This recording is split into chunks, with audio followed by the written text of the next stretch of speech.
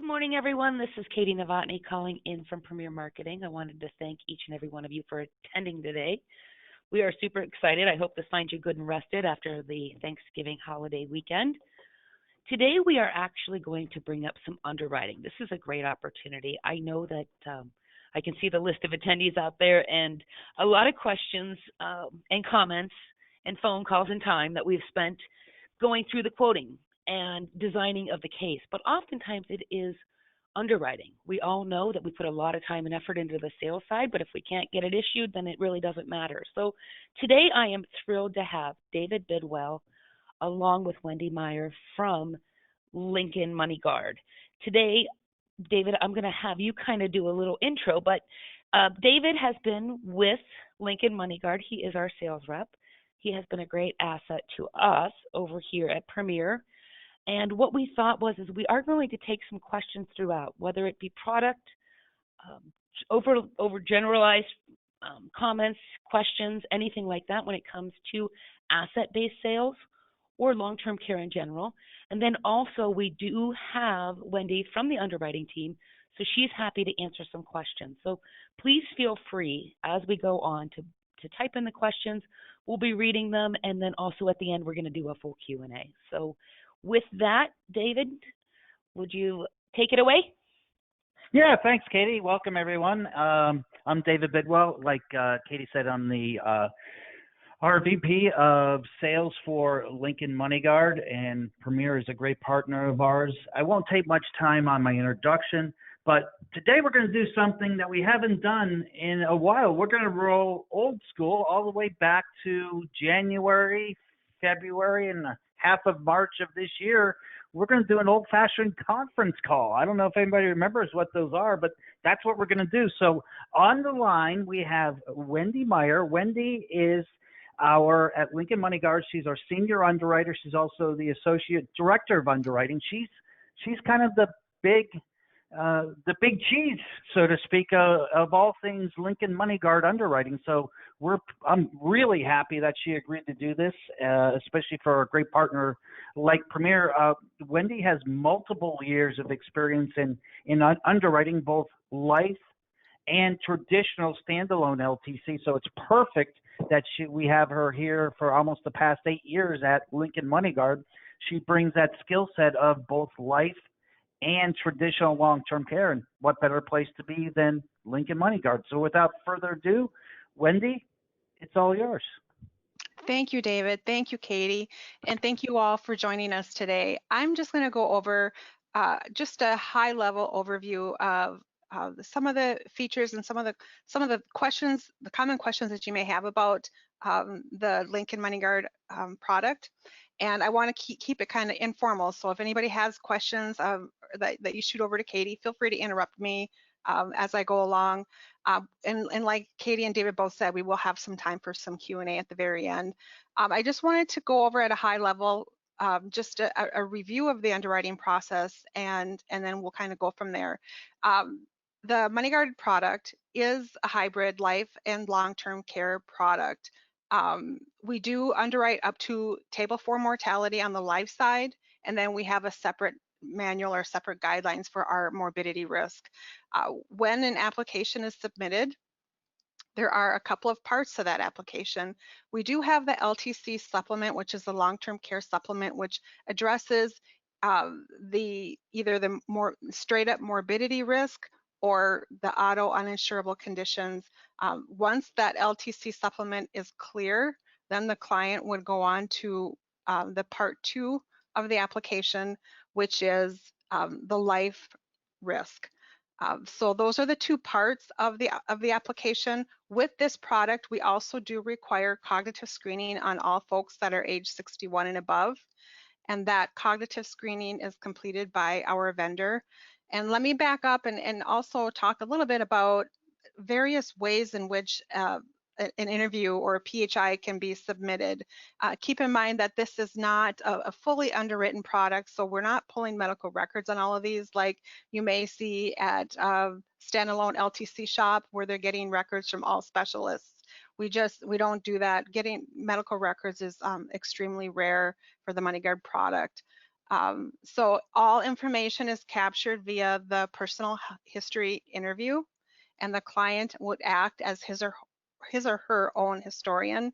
So we would expect that they would be prepared to provide their medical history dating back 10 years on the application or during that interview. But there's a couple of ways that they could submit that PHI. One way is how we historically have done it in the past is we have a vendor that will schedule the interview with the client, and an assessor will conduct the interview, capture all the responses, and then transmit it back to Lincoln. We did recently launch what we call the e-interview, and that was actually launched a couple weeks back. And I wanted just to provide a couple of really quick highlights on that. The e-interview is we kind of made this I guess you could say we're going where the client is. You know, what's most convenient for the client. When we talk about the ease of doing business, you know, where do the clients want to meet us? And that e-interview was a really slick option. And some of the things I wanted to share about that was that there's a secured link that's sent to the client by Lincoln for which they can conduct their interview online. That usually takes about 20 to 30 minutes for them to complete the application. And what folks like is that it's pretty flexible. It's available 24/7. It's kind of meeting the client where they want to be met. You don't necessarily need a PC. It's mobile friendly. There's an autosave feature that's built in. There's also a click to chat feature built in so that they can click to chat with underwriting new business. And whether an applicant chooses to do the e-interview or their traditional PHI, please know that they'll have the same questions, so that there's no difference in how what's being asked. It's just the collection or how it's collected. In the event that the client chooses to do an e-interview and they change their mind and they want to have the vendor complete it, it will just get transmitted right over to the vendor, and then they will just pick up where they left off online. And then also know that that e-interview option is available for the upcoming Moneyguard Market Advantage product. So I just want to talk a little bit about that e-interview. So that's probably going to be an option that more of the younger folks would feel more comfortable with. My guess is a lot of the older folks would rather just have someone give them a shout, you know, schedule the interview and they complete it online, especially if they have to be online with them anyway to do the cognitive screening. But just know that that e-interview is available for whoever opts to, and knowing too that it's probably has to be firm approved or whatever. I'm not sure what the situation is with your group, but that is one option. So we have the traditional PHI through the assessor. We have the e-interview. Once everything comes into underwriting, again, we are looking at all risk for table 4 or better on the mortality. There are no ratings per se, such as, you know, select, super select, whatever, based on medical history. The only rate classes are either standard rate class or couples discount. So a lot of times we might get a pre-qualification in, and we'll have an advisor say, well, can you tell me what rate class I should quote this? Well, it's either standard or couples discount.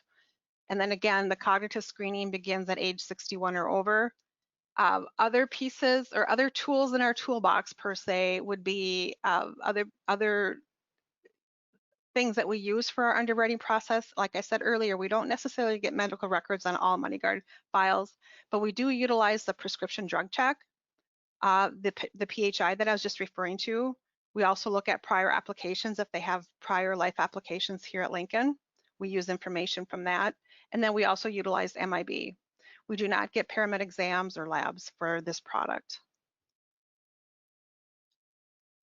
When we talk about the importance of field underwriting, this really is kind of a big one, I guess, because it helps you set expectation with the client.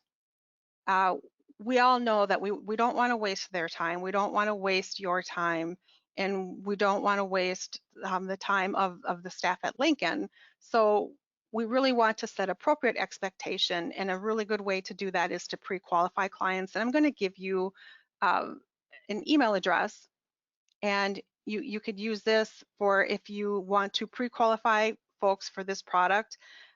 We would ask that you provide the pertinent details like the client's age, some of the demographics like the client's age, tobacco status, build, and then just a brief description of whatever that medical condition is or treatment or whatever. We find that usually when you are pre-qualifying folks, we find that there's an improved client experience. It improves your placement rates, it reduces expenses, it increases efficiency on both ends. The Moneyguard pre-qual inbox is manned, or staffed, I should say, staffed by the LTC or the Moneyguard LTC life underwriters here at Lincoln, and we do rotating staffing of that inbox, and you should get a response within 4 hours, and same day response for your inquiry if submitted by 3 p.m. Eastern. I can tell you from experience that there are times that some folks will get a response within 5 minutes. So it will vary, depending on how busy we are in that inbox, but generally it's a really quick turnaround.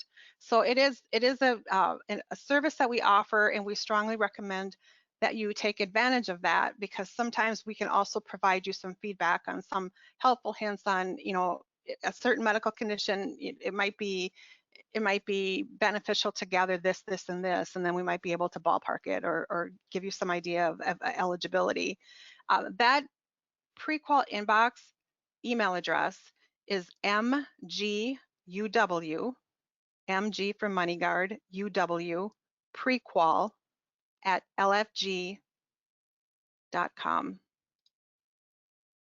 Some good questions to ask. In addition to the demographics that I just mentioned, you could ask, in general, how is your health? Do you take medications? Do you need help with any of your daily activities? When was the last time you saw a doctor? Have you had prior applications for insurance that have, any adverse decisions? Have you been declined or rated due to a medical condition?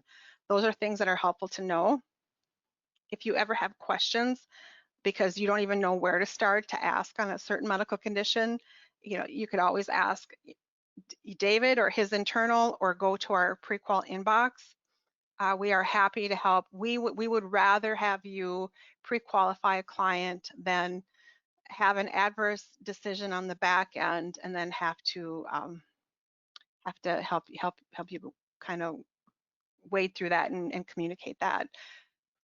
We do have the pre-submission tool that you all should have that gives you an idea of certain medical conditions, what's an auto decline, what's an automatic disqualifier versus what might require a postpone period.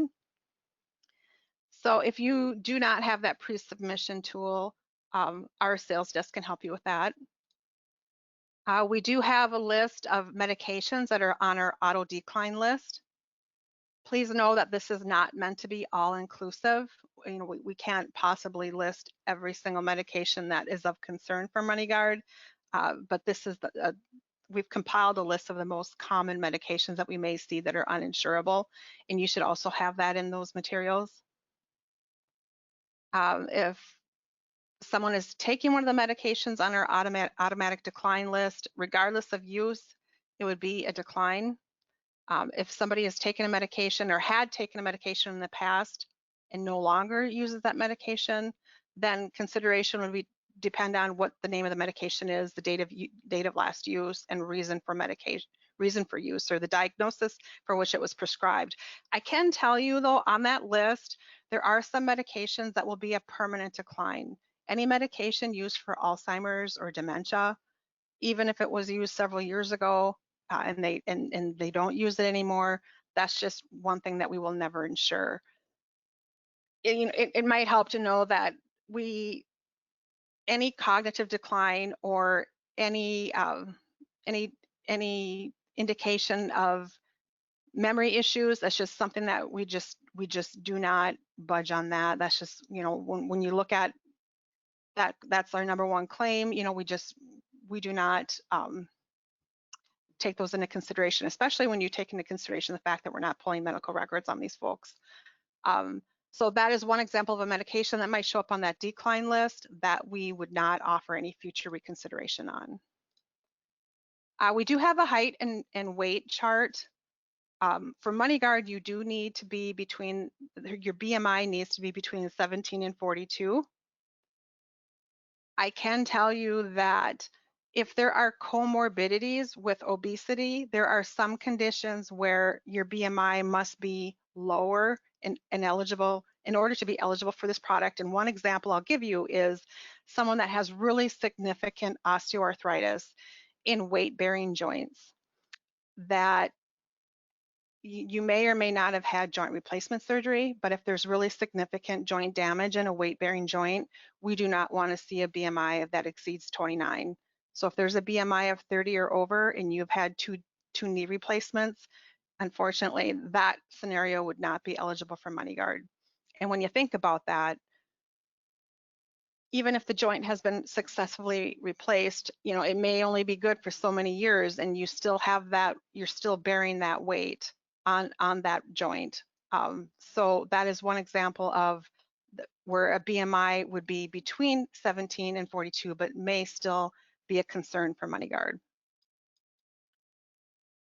I wanted to talk really quickly about our COVID-19 underwriting updates. There are no specific guidelines for Moneyguard per se, although there have been some changes due to the COVID-19 outbreak and that we've had to drop our issue age down to age 70 current issue age.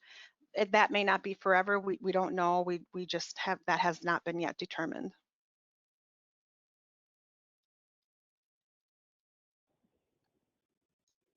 And Wendy, that, one question is, what is the wait if someone does test positive for COVID-19? Is there a postponement period or stability period?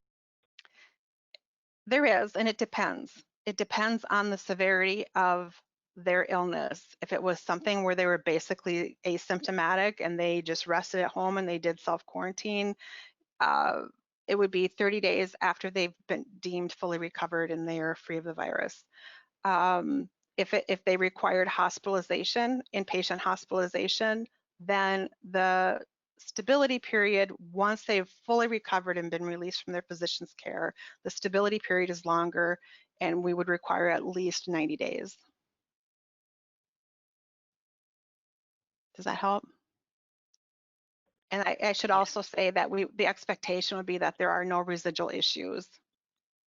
And as we are finding, there are some folks that have residual issues from this, so that would be the one caveat, is we would say that there have to be no significant residual issues, I should say. One thing I wanted to mention, and then we can get into some of the Q&A really quickly here. I just wanted to mention that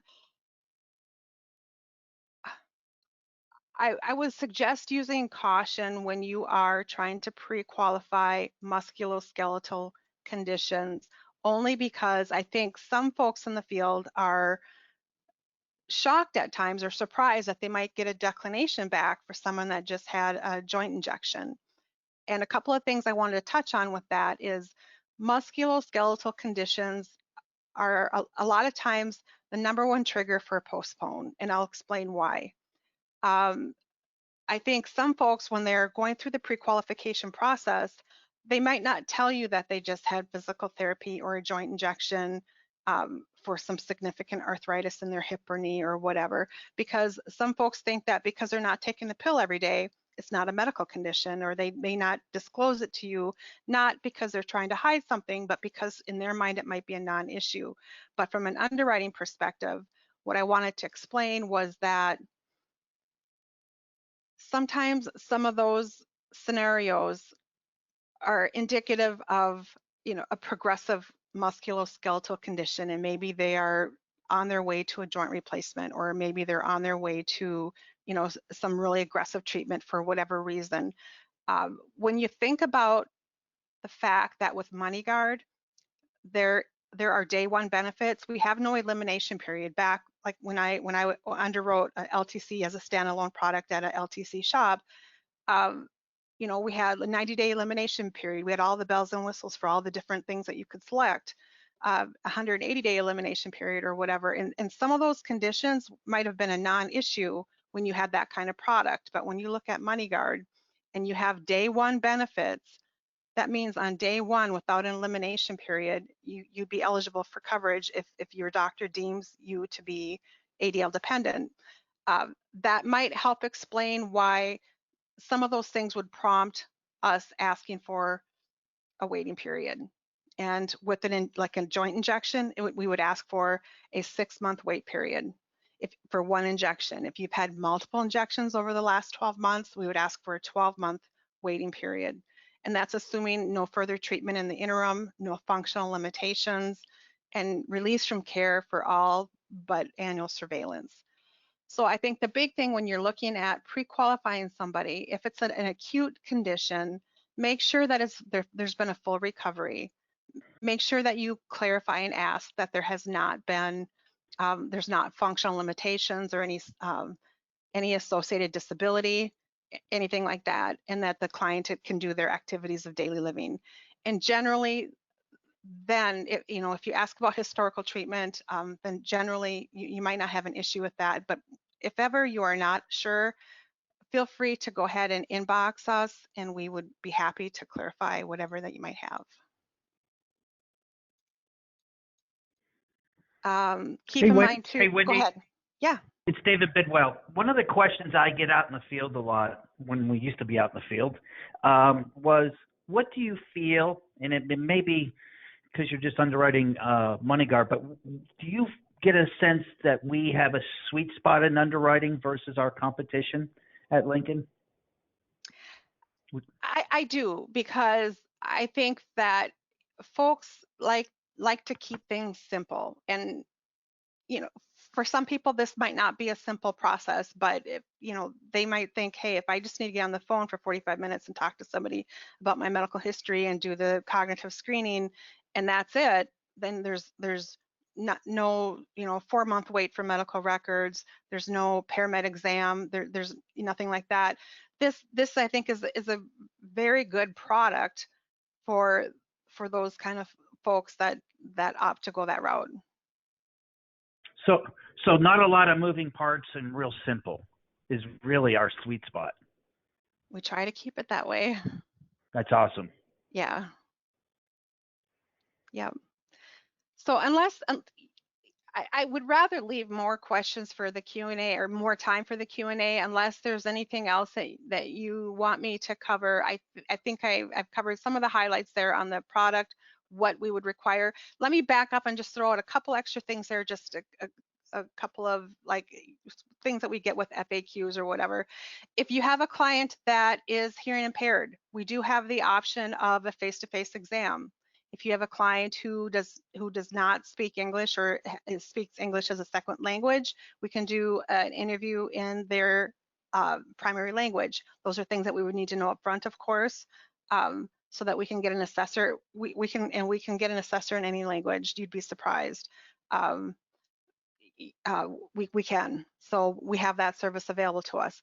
So if you have somebody that has special needs or special requests like that, we can accommodate. I think I've covered just about all of it. So I'd rather just leave the rest for Q&A if you guys don't mind. Thank you so much. I actually do have a couple questions. Sure. First off is going to be, sorry, I've started writing things down. Previous declines, how do you look at those? And is it something, if they were previously declined from a traditional long-term care policy, would it be a consideration of yours? That's a tough one. And generally our formal response to that is folks that have been declined elsewhere for traditional standalone LTC are generally not good Moneyguard candidates. That said, it depends. Why were they declined? Were they declined because that other carrier had a stability period of 6 months following a certain surgery, but yet that time period has, they've met that time period? Or were they declined because they were diagnosed with Alzheimer's? It depends. But if it's a carrier that pulled medical records and maybe they're privy to more information, it really does depend. Sometimes I'll say, well, I don't know if, I'll get someone that'll come in and they'll say, I don't know that this person is a good candidate, but I thought I'd ask anyway. And they would say they were declined because they were recently diagnosed with diabetes, and that was 5 years ago. Well, they were probably declined because they needed to meet a certain stability period to establish level of control of your diabetes. So those are things that you kind of take into consideration, and it can be kind of gray, but it's one of those things where I have to say it depends on the reason for which they were declined. Perfect. Actually, that'll lead right into the next question is, what is Lincoln's view on diabetes? Maybe some helpful hints if we do run into a diabetic client. And do you take insulin? If they take insulin, we are okay with that. We are more concerned with the level of control and any diabetic complications or uninsurable comorbidities. So we are not as concerned about, we used to say, oh, it cannot exceed a certain number of units per day, but we don't do that anymore. I can tell you with diabetes that we will look at type 2. If someone has type 1 diabetes, that would be a permanent decline for this product.